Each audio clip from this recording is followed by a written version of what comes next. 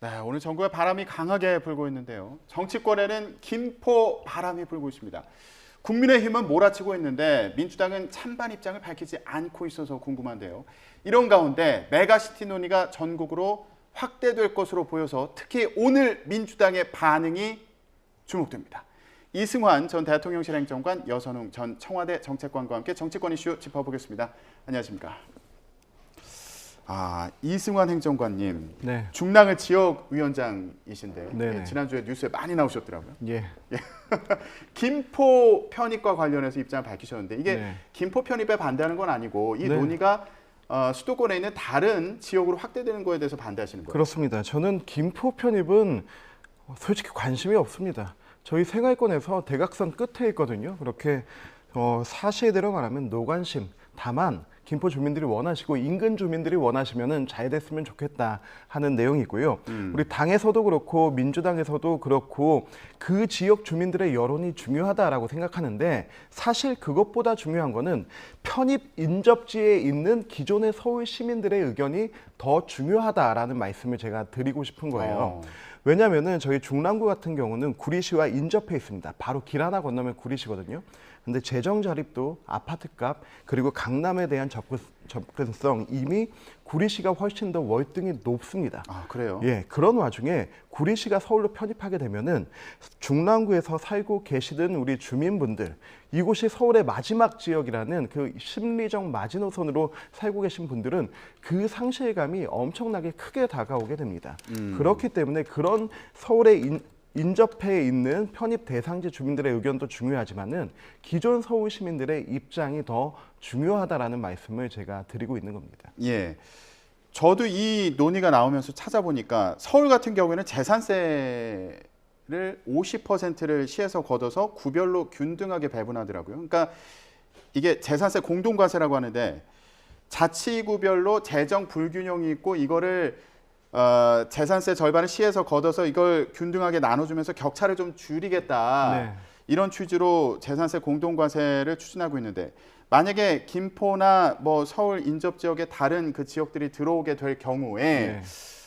이게 뭐 지금 위원장님 계시는 중랑을이나 네. 뭐 도봉이나 노원이나 이런 지역은 좋을 게 없다 이런 얘기인 네, 거예요. 그런 재정 자체도 이미 서울의 낙후된 지역을 먼저 개발시키고 발전하는 데 써야 되거든요. 지금 중랑구에 없는 것이 세 가지가 있습니다. 백화점이 없고요. 예식장이 없고요. 룸이 있는 한정식 식당이 없습니다. 오히려 이런 데를 찾아서 우리 주민들이 구리시로 나가는 상황이거든요. 예. 이렇게 낙후된 대로 놔두고 서울시의 재정을 김포시나 다른 곳으로 쓴다라고 할 경우 기존 서울 시민들 같은 경우는 찬성하기만은 좀 벅찬감이 있는 거죠. 그리고 또 하나의 문제가 김포 같은 경우는 굉장히 넓은 부지를 가지고 있습니다. 그렇기 때문에 거기에 쓰레기 매립장이나 서울의 다른 시설들을 이전해서 갈 수도 있지만은 구리시 같은 경우는 면적이 굉장히 좁습니다. 그리고 아파트 밀집 지역입니다. 그래서 서울의 시설이나 이런 부분들이 확장되어 나갈 수 없는 한계점이 있는 것이죠. 그래서 먼저 기존의 서울부터 잘 챙겨야 한다. 그리고 기존 서울의 시민들의 입장을 반영해야 한다. 그곳에 대한 발전 전략이 먼저 나와야 한다. 이 세 가지 전제 조건이 있어야지만 다른 지역에 김포를 제외한 다른 지역의 확장이 좀 더 적극적으로 논의되지 않을까 생각합니다. 예. 구리시에서는 서울 편입 추진하겠다 이렇게 공식적으로 밝혔잖아요. 네. 그러니까 구리시가 지금 중랑 옆에 있다 보니까 네. 구리시만 지금 자꾸 얘기를 그럼요. 하시는 것 같아요. 네, 저는 지역 정치인이기 때문에 지역을 위해서 이기적으로 생각해야 된다고 보고요. 그리고 또 하나 서울시 구리구로 또 하나 넣는 것이 아니고 중랑이 지금 갑을 지역구가 있는데 갑을 병 지역구로 구리가 확장된다면 저는 적극적으로 논의해 볼 생각이 있습니다. 예, 알겠습니다. 민주당 같은 경우에는 김포 편입과 관련해선 이거 편입보다는 교통 문제 해결이 우선이다 이런 입장인 거 아닙니까? 네, 그렇습니다. 그러니까 이제 김포 같은 경우에는 애초에 이제 그 서울시로 들어갔다는 이야기가 그 5호선, 뭐 김포 골드라인 뭐 이런 문제 해결을 하겠다고 이제 들어가겠다는 거거든요. 그런데 김포시가 그 서울시의 자치구가 되면요, 오히려 교통 문제 해결이 난망해집니다. 왜 그렇습니까? 왜냐하면요, 지금 서울시에는 그 서울시가 추진하고 있는 도시철도 노선이 9개 정도 되거든요. 그러면은 김포시는 이제 10번째 순서가 되는 거예요. 그러니까 지금은 김포시랑 서울시의 교통 문제가 광역교통이라서 전국적인 관심을 받아가지고 이걸 해결해 보겠다 이렇게 이제 논의가 되고 있는 것인데 자치구가 되면 그냥 자치구 민원, 교통 민원이 되는 거거든요. 그러니까 이제 전국적으로 관심을 못 받고 오히려 서울시 자체 예산으로 써야 되는 돈들을 이제 나눠 써야 되니까 당연히 이제 순서적으로 밀리는 거죠. 뭐 나중에 들어온 거가 가장 먼저 우선순위가 이제 뒤에 있는 거죠. 네.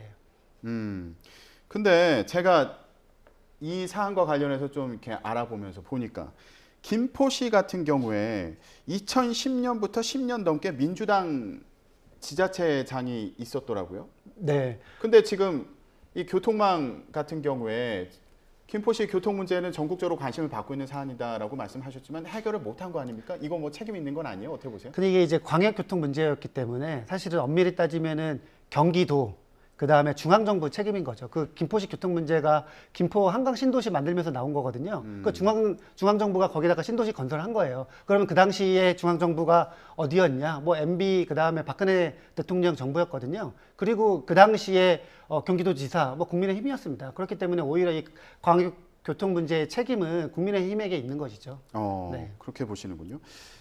김포시 국회의원들이 어제 기자회견을 열었습니다. 김포시 의뢰 박상혁 의원, 또 김포시 갑의 김주영 의원이 기자회견을 열고 국민의힘이 김포시 서울 편입 추진하는 거 허풍 아니면 김기현 대표 그리고 관련 특위 위원장 맡고 있는 조경태 의원 김포 출마해라 화끈하게 붙어보자 이렇게 어제 기자회견했습니다. 이건 어떻게 보셨어요? 저는 사실은 대단히 실망했습니다. 민주당 국회의원이라서 좀 말씀드리기가 불편한 면도 있지만 김포 국회의원들의 어제 기자회견은 굉장히 무능하고 비겁하고 약간 오만한 기자회견이었다. 이렇게 조금 평가를 할 수밖에 없을 것 같습니다. 왜 그렇게 보셨어요? 왜냐면요. 지금 이 김포 문제에 대해서 민주당이 신중론을 펼치고 있는 것은 결국에는 김포 국회의원들 때문에 지금 신중하게 지금 찬반 입장 안 내고 있는 거거든요. 그들에게 피해가 갈까 봐. 그런데 지금 김포 국회의원들이 일주일 동안 이 내용을 가장 잘 알고 있음에도 불구하고 아무런 내용을 밝히지가 않았어요. 그렇기 때문에 저는 무능하다. 그 두 번째는 지금 어제 기자회견 하면서 모든 길은 열려 있다. 이렇게 찬성과 반대 입장 말하지 않고 애매모호한 태도를 말했습니다. 이건 아까 제가 이야기했듯이 김포시가 서울시로 편입되면은 완벽하게 김포 시민의 권한과 혜택이 줄어들기 때문에 김포시는 당연히 반대를 해야 되는데 이게 어정쩡하게 자세를 취하고 있어서 굉장히 그 자세 그게 이제 무능한 그게 이제 그 비겁하다 이렇게 이야기하는 것이고요. 예. 또 하나는 오만하다. 아니 지금 그 김기현 대표와 조경태 특위위원장 서울에서 그러니까 김포에서 올라와서 화끈하게 붙어보자 이랬잖아요. 지금 국민의힘 정치인들 이분들은 찬성 입장이잖아요. 근데 반대 입장 내지도 않으면서 어떻게 화끈하게 붙어보겠다는 건지 저는 이걸 보면서 굉장히 오만하다는 생각이 들었어요. 예. 그 김포 국회의원들이 저는 김포시를 위해서 이 김포시 서울시 편입은 무조건 해가 되니까 국회의원직을 걸고서라도 반대해야 된다. 만약에 그렇게 하지 못하면은 저는 내년 총선에 나갈 자격이 없다. 불출마해야 된다 이렇게 생각합니다. 확실하게 반대해야 된다. 그렇습니다. 이런 입장을 밝혀야 된다. 네, 그러면서 김포 시민들을 진정성 있게 설득해야 되는 거죠. 그렇군요. 오세훈 서울시장 같은 경우에도 일단 신중한 입장을 밝히고 있는데 오세훈 서울시장 만나지 않으셨어요? 네네. 지난주에 만나 뵙고 왔는데 일단은 그 자리 자체가 이 논의가 메인 주제가 아니었기 때문에 좀 화기애애한 자리 속에서 만난 자리였고요. 당협위원장들이 한 30분 정도 참여를 하셔가지고 테이블이 한 5개, 6개 정도 나눠져 있었어요.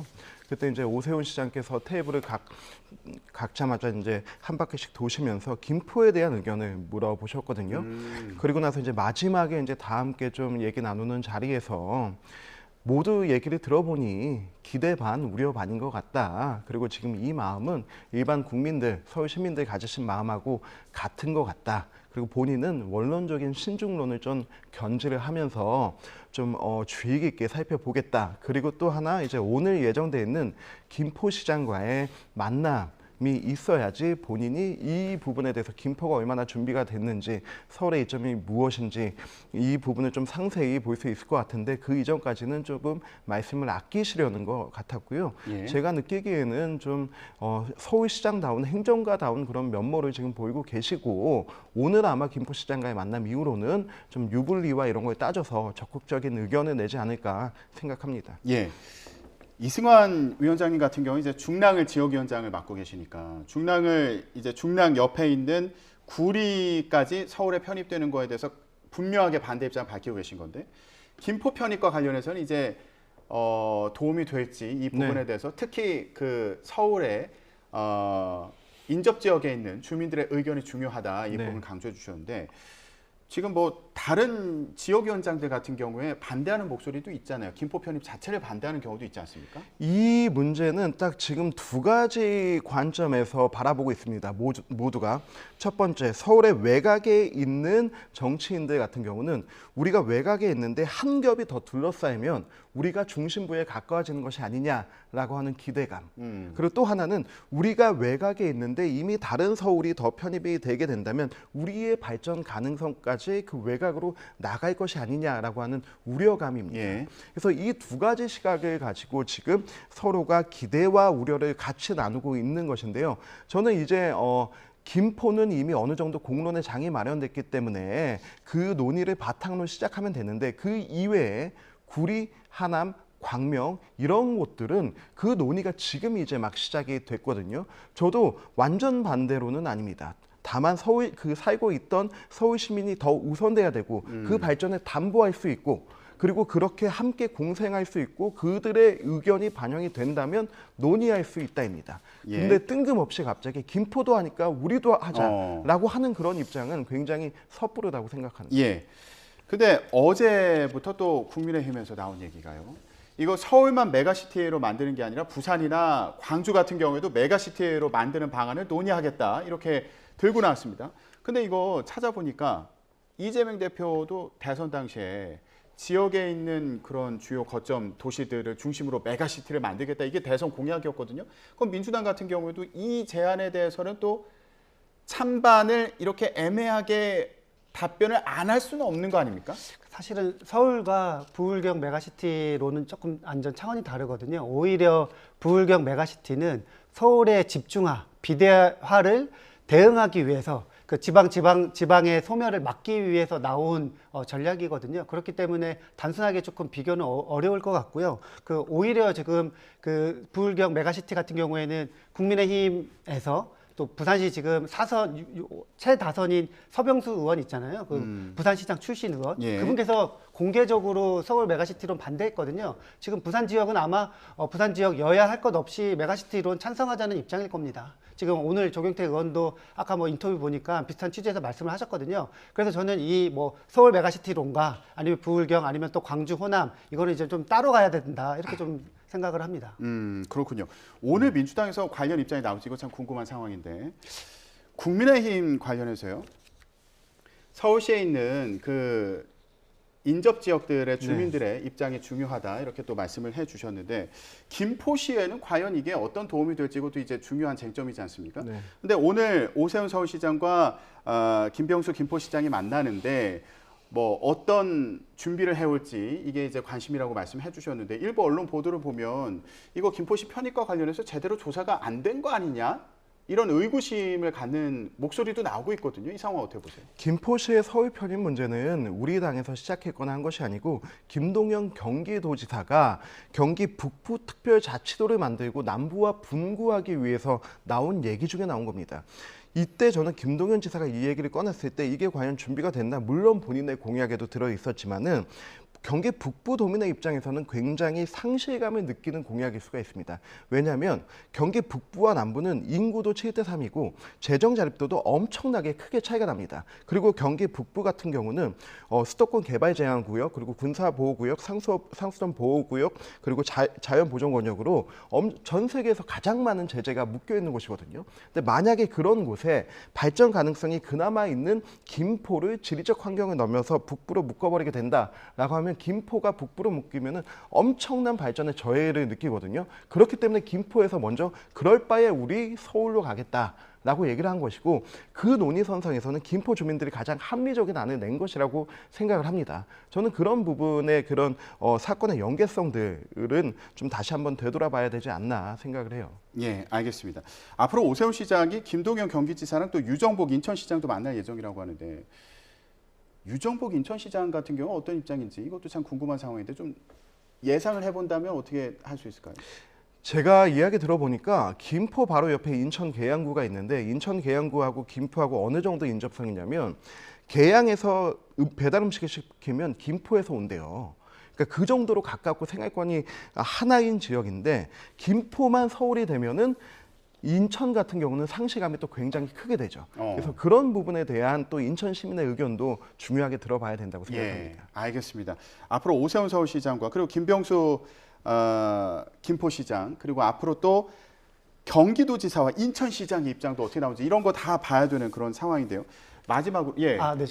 네, 저는 이번에 키가 이제 오세훈 서울시장에 있다고 봐요. 지금 국민의힘이 사실상 당론으로 추진하고 있는데 지금 오세훈 서울시장이 사실은 유보적인 입장, 당론은 아직 안 따르겠다는 거거든요. 근데 이게 좀 재밌는 게 지금 그 서울시 의회 의장도 국민의힘 소속 서울시 의원 사선 의원입니다. 예. 이 서울시 의장도 인터뷰 보면은 사실상 반대예요. 서울시는 이거를 반대를 할 수밖에 없습니다. 일단은 왜냐면은 예산적인 측면에서요. 만약에 김포시가 서울시로 편입되면은 서울시 재정이 파탄납니다. 왜냐하면요. 지금 서울시가 올해 예산이 47조였는데 내년에 45조로 13년 만에 들어오는 예산이 줄었어요. 예. 지금 서울시도 세수 부족에 시달리고 있고 특히나 이 지금 세수 부족에 시달리고 있는 것에 가장 많이 예산을 줄인 게 교통 분야거든요. 그럼 김포시가 서울시로 들어오면은 이 교통 예산을 지금 동북권에 가지고 있는 노선에 투입해야 될 예산을 다 김포시에 투입해야 되기 때문에 서울시 자치구들, 서울시 시민들은 반대를 할 수밖에 없습니다. 저는 오세훈 시장이 이 서울시 민심을 거스리고 이거를 만약에 받거나 추진한다고 하면은 무상급식 시즌 2가 될 것이라고 봅니다. 예, 알겠습니다. 앞으로 오세훈 서울시장이 어떤 입장을 밝히는지 그리고 이재명 민주당 대표가 그 전국을 광역화하자는 국민의힘의 제안에 대해서 어떤 입장을 밝히는지도 오늘 좀 지켜보기로 하겠습니다. 다음 주제로 좀 넘어가 보겠습니다. 국민의힘 내홍 문제도 얘기를 해볼 텐데요. 주말 사이에 인유한 혁신위원장이 참 바빴습니다. 예, 이준석 전 대표가 부산에서 토크 콘서트 하는데 깜짝 방문을 하기도 했는데 무안을 당한 것 같아요. 인유한 위원장 오늘 10시 40분에 YTN 뉴스 라이브에 출연을 해서 또 입장을 밝힙니다. 함께 해주시기 바라고요.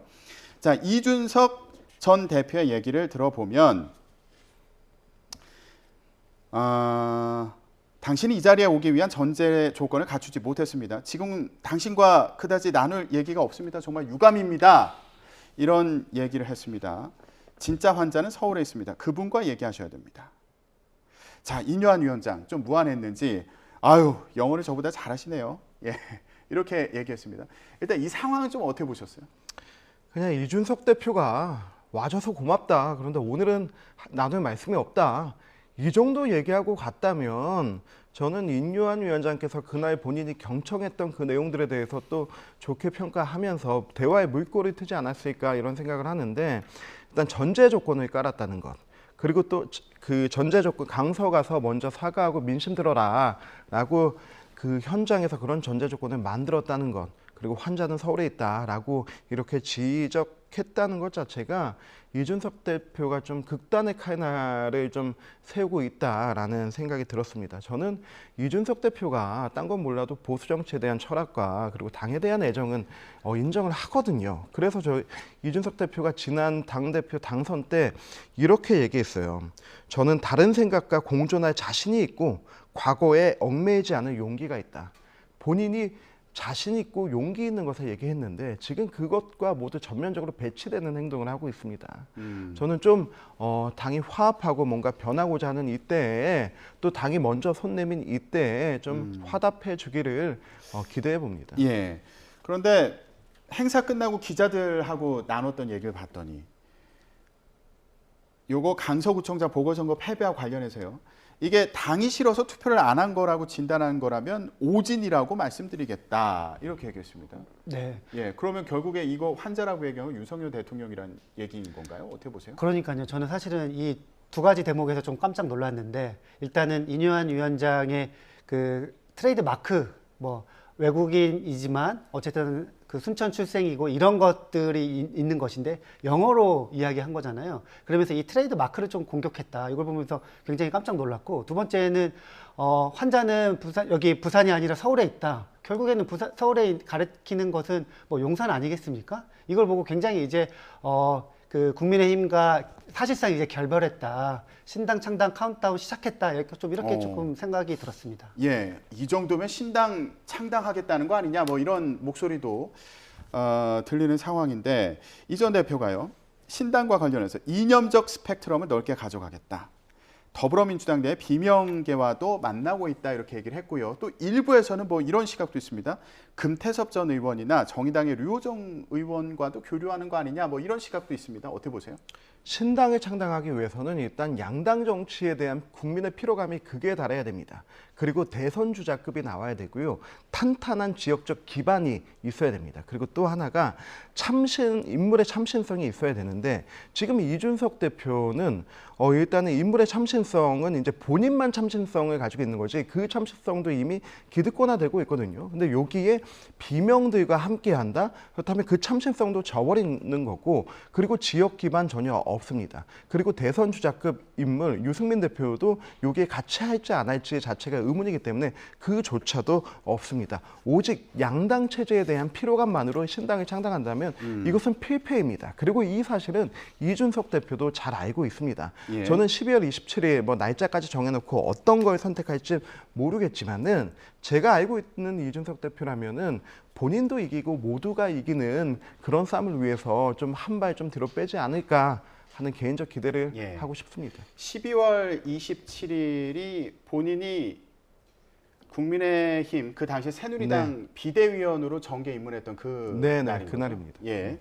알겠습니다. 하지만 신당 창당에도 이거 실효성 없을 거다, 네. 가능성 없다 본다 이렇게 말씀하셨는데 이 전 대표 관련해서 인유한 혁신위원장은 끝까지 안아보려고 노력하겠다 이렇게 얘기를 하면서 당 지도부, 중진, 친윤들 총선 불출마나 수도권 출마를 요구하기도 했습니다. 근데 국민의힘에서는 이렇게 혁신을 위한 움직임이 계속 되고 있거든요. 당내 뭐 반발도 있습니다만 이런 상황을 두고 민주당은 조금 여유 부리는 거 아니야? 강서구청장 보궐선거 이후에 여유 부리는 거 아니야? 이런 얘기도 있습니다. 지금 여유 부리는 것을 넘어서 약간 부자 몸살이기, 보신주의, 안일주의, 그리고 낙관론이 약간 좀 팽배해지고 있다고 봅니다. 지금 강서 보궐선거 이후에 이슈 다 뺏겼거든요. 지금 국민의힘이 어쨌든 김포 던졌죠. 어제 또 공매도 던졌죠.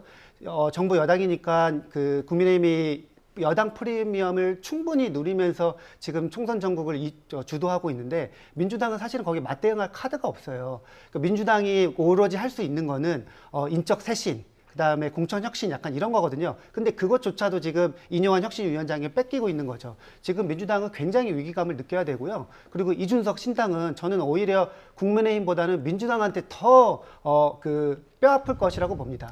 지금 이준석 신당이 찍고 있는 뭐 그 이념적인 좌표가요 보수 신당이 아니에요. 저는 중도 신당이라고 보거든요. 예. 그렇기 때문에 정의당도 끌어안고 뭐 금태섭 양양자도 다 지금 끌어안는다는 것이잖아요. 그러니까 이렇기 때문에 지금 민주당 같은 경우에는 이준석 신당이 사실상 지금 국민의힘과 윤석열 대통령을 가장 세게 공격하는 야당 역할을 하고 있거든요. 국민들이 느끼기에 이준석 신당은 전혀 여권에서 갈라져 나온 당이 아니라 야당처럼 느낄 겁니다. 그렇기 때문에 예. 민주당은 2012년 박근혜 비대위가 이명박 대통령을 공격하면서 사실상 야당 역할을 한 그때 2012년 총선을 다시 한번 되짚어 보면서 예. 총선 준비를 해야 된다고 생각합니다. 알겠습니다.